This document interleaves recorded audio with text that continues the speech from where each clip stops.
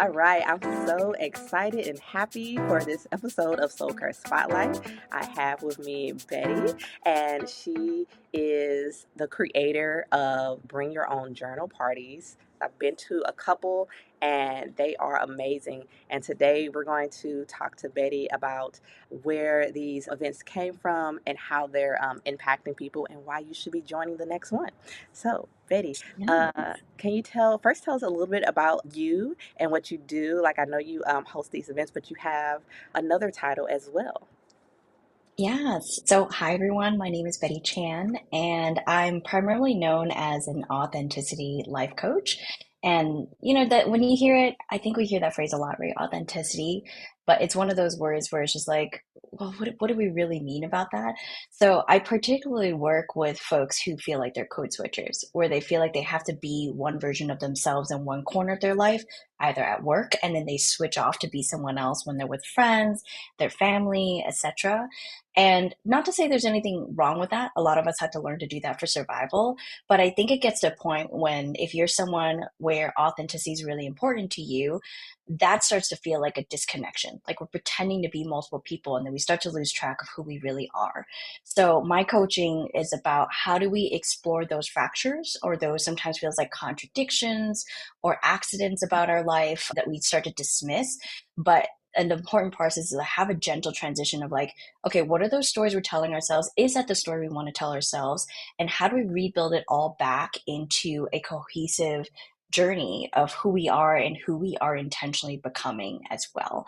So that's the work I do on the coaching side. And a lot of that work starts with self awareness, self discovery, which sometimes I feel that, like, I do this too with my coach, where there's some parts of ourselves we don't want to look at, especially not by ourselves. So it's really, really nice to have someone you trust, either a friend, a therapist, or a coach, kind of walk that with you and also be able to reflect back some of the things we say out loud. Because so often we say things and then we don't actually hear what we're saying. We don't remember what we're saying. And it could be incredibly impactful if we were able to hear it from the perspective of the other person as well. So that's where the coaching comes from. But the part I'm really excited to talk to you about today, Crystal, is the part that's more like guide yourself. So it's the authenticity journal that I created. So this is a tool where people don't have to have coaching yet, or you can pair it with coaching if you want to, or even with therapy, but being able to have these pages in your book at any time and kind of just re-invite you back to that self-exploration and self-discovery of yourself. I love that. I am so excited to Mhm. get into talking more about your pages as well as these monthly events that you've been hosting. I do have a question. Like, I'm also not an authenticity coach, but I like to infuse being authentic in video content. Like, I think that is the way to go. I love the candidness. I love capturing people while they are in the moment, especially when it comes Mm. to sharing their gifts and their passions with the world. You talked about that self-awareness part and people trying to figure out like we think we know what being authentic means, right? And so there's all these things like what Mhm. does it mean to be authentic? But I have a question for you. How can someone know, or what would you say are some things that people can check in with themselves to see that like they aren't being authentic? Because sometimes it could be you might feel like you are, right? You may feel like, oh, I'm being authentic, but is there anything that you've noticed in your coaching or just Oh. resources that that helps people I see love this question. maybe I need to talk to that friend, that coach, that therapist because I'm actually not being authentic with myself. Hmm. I love that because, like, I think actually that's an easier way to access authenticity, especially someone who isn't as familiar as practice with self-discovery and self-awareness. And I think this happens for a lot of people of color, first gen children of immigrants as well. It's because we grew up in environments where we were very, very much taught to be something else. Right. There's like a certain persona we're trying to be. Like you have to be poised, you have to be three times better than everyone else around you in order just to be recognized as good enough. So we had a lot of these tactics and strategies with growing up. And over time, they start to feel like I call it armor. Like you start to wear them like armor to protect who you really are inside. And it starts to feel a lot very vulnerable to like share what we truly want. So I think a helpful language thing that I usually pick up on my clients is where we saying we should, right? Like, oh, I should be doing this. Oh, I need to be doing this. I have to go do that thing. And then just pausing enough to be like, hey, where did that come from? Like, is that something you really truly want? And if you are subconsciously choosing the phrasing of I should, I need to, or I have to, what is that saying about how you see this activity or thing that you need to do? It starts to feel like an obligation. It starts to feel heavy, which means it wasn't even really our choice to begin with. That said, I've had some people who are like, once they realize the heaviness, they were able to recommit to the thing that they're looking for and find a more authentic connection to it and realize, like, oh, I can make this into my own. But it still takes that moment of like, how do we pause long enough to make that conscious choice? So for me, authenticity is a lot about choosing who you are. That's why I use the phrase who you're becoming, because it's always evolving and it's always changing. But that would be one place I would suggest folks to like just listen into yourself and like, where are you saying I should? I have to, I need to. And actually, for folks who like live with a roommate or have a life partner that's living with them or siblings or family, I actually say like sometimes you can't hear yourself. I can't hear myself sometimes. I've had people be like, Betty, you've been saying you should be doing that for like a while now. So having people you trust reflect back to you also. Like, what is that thing you've heard me say should all the time? Mm, I love that. That's such a tangible way, and I can relate to that. When those shoulds, like you said, start piling up, then Mm-hmm. typically it's not really what I want or desire. Maybe, like you said, maybe it's not in that way that the goal that I'm trying to go to when I am prioritizing shoulds versus just my own desires. So I love that. Mm-hmm. And speaking of Mm-hmm. that time to reflect, I think that I, so many things I think could be not solved, but just easier if we take that time to reflect. Which is Mm-hmm. why I love these BYOJ parties, bring your own journal parties that you have created, because it gives you some dedicated time to reflect. I don't know about y'all, but I need to have that on my schedule, and I think it's nicer when I have other awesome folks like Betty to be able to have that with, to have that time with, and to help. Organize and create this space, and you have created a beautiful space for this. So I would love for you to go ahead and share a little bit like what exactly is your bring your own journal parties, and how Yeah. did you come up with this? I know it's kind of a little bit of a path, but I will, yes, let us know, how did those come to be? Yeah. I'll start with the story of the BYOJ space, and then it might actually we'll see where the story goes. It's hard to tell that story without telling how the authenticity journal came about as well. So in terms of like the BYOJ, that started, I mean, I'll just be very honest. It started when my own time with my journal was starting to fall to the side. Like I felt myself just go through the motions of the day, just like let me do my marketing, let me go to my work with my clients, etc. And I kept saying I wanted to do something like, oh, I should have taken the time out to journal. I should have blocked out some time. So I was listening to my own words of should. And I realized I was saying that for about like 3 to 6 months or so.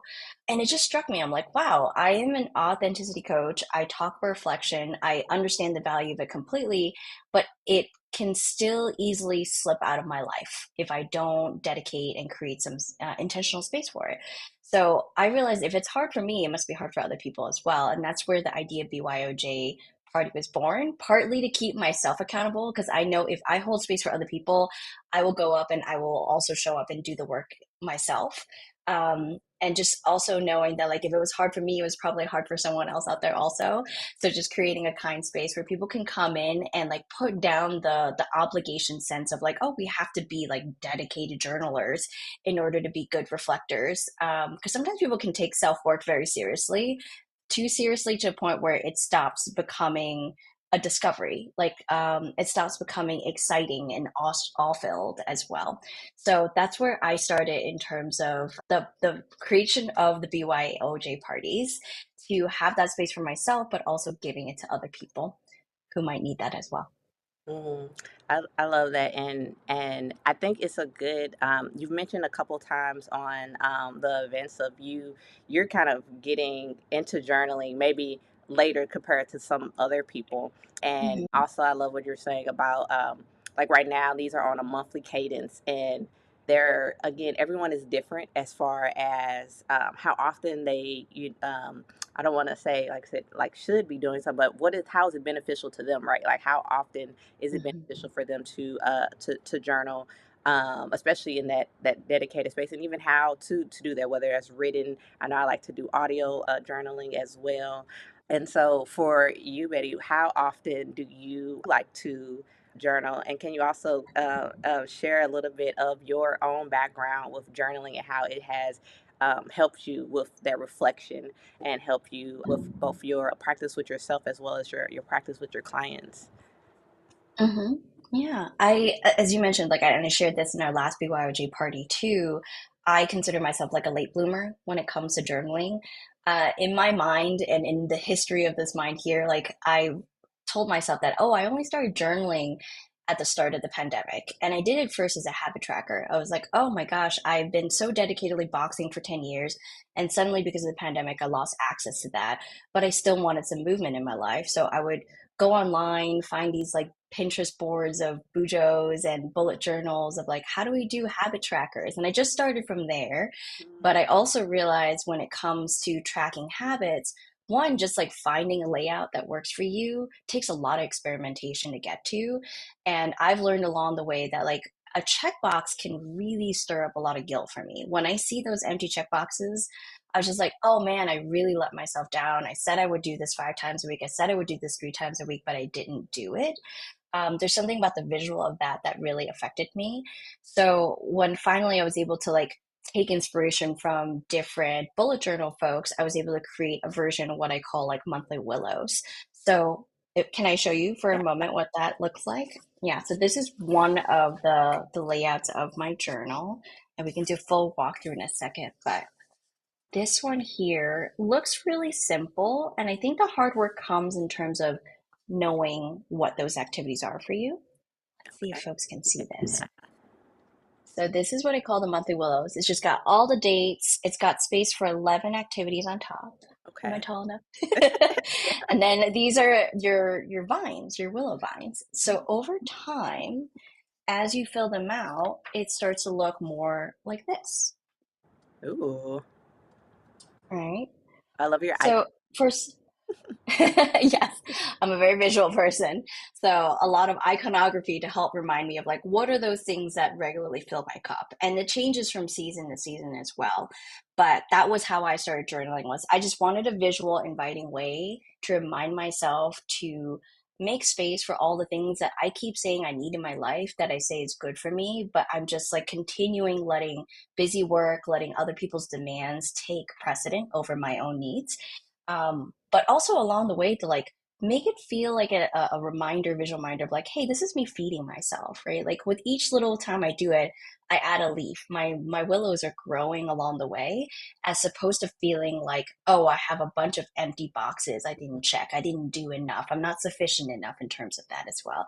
So just understanding the visual psychology of it also was part of why I designed some of my journal pages as is. And I did not go to any sort of art school. So the funny little fact is it took me a lot of years to even get to a place where I felt good to put this out in the world and be like, yes, people can actually buy this from me because I've had my clients ask for years. But with going through my professional career, I've had a lot of people along the way tell me that you're not creative enough, or I got in trouble whenever I was creative in the professional sense. So I really dismissed that side of me for a long time. And it was only really last year I did a lot of that mindset work of like, how do I reclaim my creativity, even if it doesn't look like art, even if it doesn't lead to capitalistic outcomes, etc. Like, what would that be for me?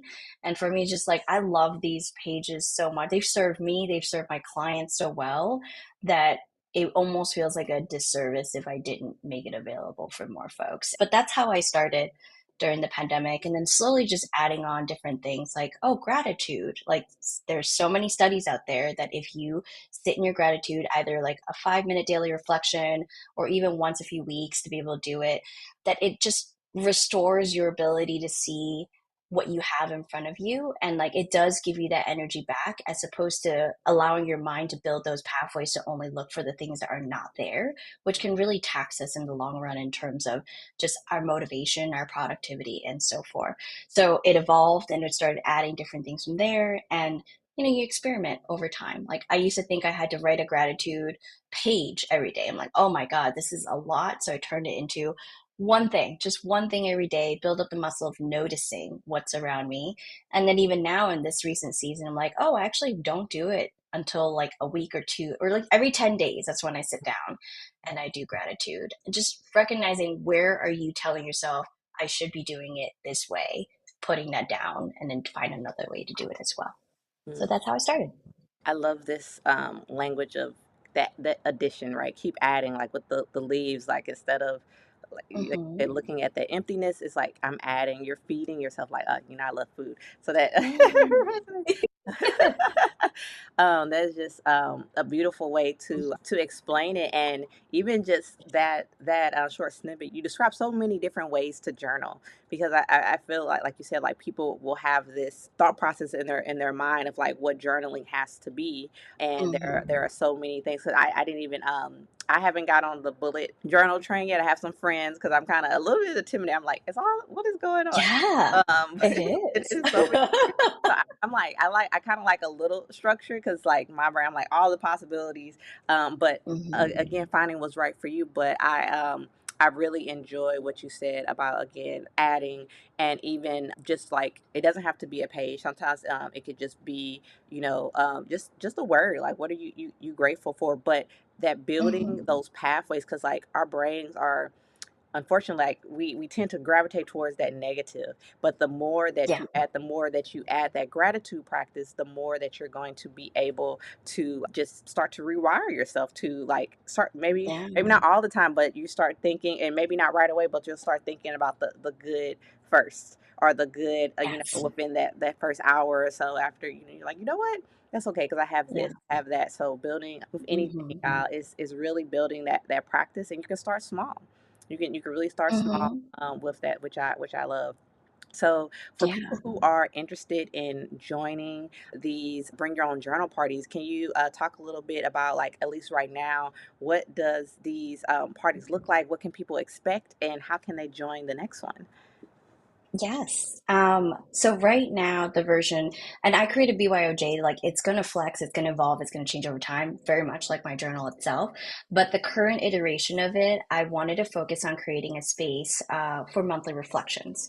And I think it's really important this time of the year because I think around December, January, everyone tends to naturally want to like take stock of like how did my last year look? But something I always joke about, I'm like, people, I can't even remember what I ate for lunch like 2 days ago. How do you want me to remember my whole year? And it becomes really challenging to do that. And you miss a lot of these like beautiful things that we've accomplished along the way. And so to create more space for that, the current version of BYOJ is focused around my monthly reflection page, which looks like this. Sorry, I'm like, where's the camera in each of these? So it's a very simple page, and the one thing to note about all my journal pages is that they're stickers. So, Crystal, you mentioned how like it's very daunting to start an empty book and a bullet journal. This you can just peel it, putting into any notebook that you're currently using. So if you want to buy a new journal and do it, you can. I've had people mention that they bought journals before that they thought they were going to use, but it sits in a corner and then they feel like they wasted it. But this helps them like put a sticker over pages that they know they won't use and then continue to still make use of the rest of the book as well. So I'm not attached in terms of what book you want to use. That's up to you. Tactile and like colors and everything is very personal. So I'd let people choose their own. But our spaces right now for BYJ, whether you have this or not, it's just inviting you to answer the 5 questions that are on here. So usually there's a question of like, if you can capture the last month in a word or a vibe, because sometimes it's hard to do everything into a word, a few sentences such as, what would that be? I usually fill that one out last. I usually kind of take stock first, like how did the month feel? And I chose the word feel because sometimes people will take a look at their calendars and literally take like stock of like everything that you did. And that's a really wonderful way to see like, oh my God, like I thought last month just blew by and I didn't get anything done. And here you are, have like a done list of everything that you've accomplished.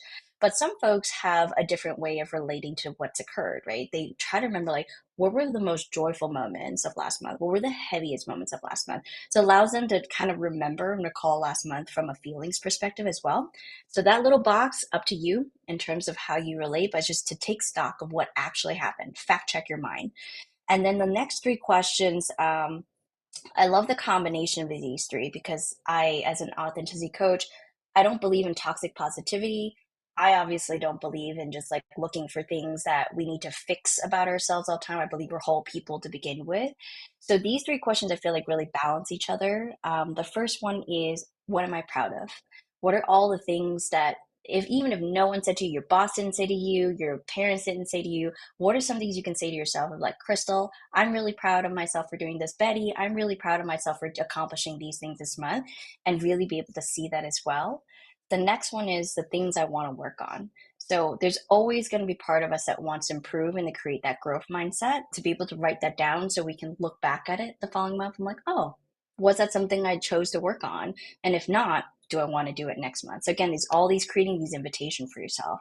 And the last but not least that I really love about BYOJ is, and I've noticed this with the folks that join us, is this last question of, I'm letting go of. Like, what am I letting go of before I move into next month? Because more often than not, we're carrying expectations that even we're not fully aware of. It's in our blind spot, and it starts to like it's like, imagine if you had a bucket of energy, right? It's like a hole, a bunch of holes at the bottom of your bucket, and it's constantly like leaking energy, and you're wondering why. Why am I so tired by January? Why can't I get the things done? That's not the only reason, but oftentimes when I work with folks, that's a very big part of what kind of leads to that dragging of feet feeling as well. So, as you've seen from joining our spaces, it's a great space for us to not just take 20 minutes to reflect, but the other 20 minutes together is just actually just share out loud, because there's something magical that happens when you get to be able to like read out loud what you're comfortable with. No one's forced to read everything out of the paper, but to share the parts that you want to share and to be witnessed by other people who share with you in that a desire to be intentional about our days and our time. Yes, it's beautiful. And for those who might be like, I know I shared an event with a friend not too long ago, and they're like, oh, they felt they were like, I don't know about being vulnerable in front of in front of these people, and All these people. yeah, and well, first off, Betty is just amazing. Again, creator of space, so you would definitely feel at ease. But also, I found that maybe again because you're not forced to share, but I found that as other people share, then we find this Mm, collectiveness of sometimes of things that are going, even though if it may be a different scenario, it could still be a similar experience or similar feelings that people are going through. mhm, And that is always just so important of being like connected. And that's why I love like focusing on these events, whether they're in person or virtual, because that is really what helps others connect with each other. And I think that is a big part of mhm. soul care, of not just pouring into ourselves, but receiving from others and giving back to others as well. And with that, it doesn't last long, but with that sharing, is so much of that goes on, both the receiving and that giving, that is just so beautiful to witness. Yeah. Yes. Yes. Thank you for sharing that. That is the hope, and so far the events have felt like that. I'm not promising that every single one's going to feel like that, right? Because I really believe the space it changes depending on who joins us. We have some folks who join multiple times. We have some folks who just pop in and out as they're ready. But I have to say, like, it's been such a humbling, beautiful reminder every time when we get to go around and everyone does have the space to share and everyone gets excited. And the part that's really neat that I've heard from feedback from folks is like they actually love the opportunity to celebrate other people, Mm, right? And they just don't get to do that because these types of questions, I gotta say, they're not normal everyday conversations, right? You can introduce them in the workplace, but I don't imagine at your Monday morning sprint, right? It's like, what are you letting go of this week? It's just not the same kind of space for that type of deep conversation. And I would say I'm very proud of the folks that come through being able to open up and share and just walk away with what they need. nice. So, what is the best way for people to learn about your events as well as your journal? Yeah, there's a few ways to get in touch. So for my journals, if you want to check out the other pages or just to take a look at the ones we talked about today, there's a total of 6 layouts. You can head over to my website, heybettychan.com/shop. So that's like saying hi to me, like heybettychan.com/shop. As for the events themselves, as Crystal mentioned, I'm trying to hold them at least once a month now. I may be adding new variations to focus around some of the other layouts. Like I have one that will be really great around this time of the year, which is just the bingo of I just did. 2025. I did my bingo this weekend. Oh, you have to send me a photo. I really want to see it. I love seeing everybody's bingo and like what are the way I put it short is like what are the 24 experiences you want to invite into your life Mm, this year.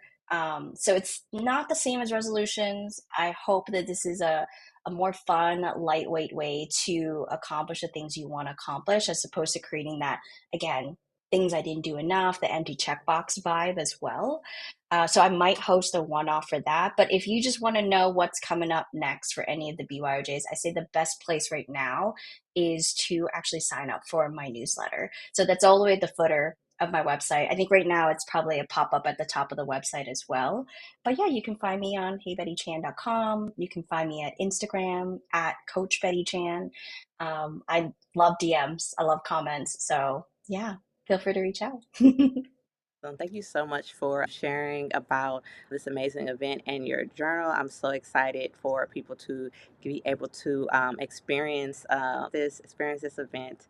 Yeah, is there any final words that you want to give to people if they are? I know you already shared a little bit about the impact, but if they are considering like joining one of these events and maybe are a little hesitant, or maybe they're just not someone who is as familiar with journaling, like what would you say to someone Mhm. who is considering, benefiting from your BYOJ parties? Yeah. A phrase that I write into every thank you card that I send out along with journal orders is stay curious. Mhm. So I would encourage folks that, like, yeah, if you're a little hesitant, that's okay. Come in when we say hello, mention that. I do that all the time. You'll find I might be one of the first people like, y'all, it's another month. I feel really nervous. I forgot how to do this right now, but I'll remember in 5 minutes. So just knowing that it's a very human space. Like we love imperfections in that space. We love just being and showing up. So if you're looking for a place like that, BYOJ is definitely for you. But other than that, inside or outside of that space, like stay curious about yourself, keep noticing where you say you should and should not do things, and find ways to put that down for yourself.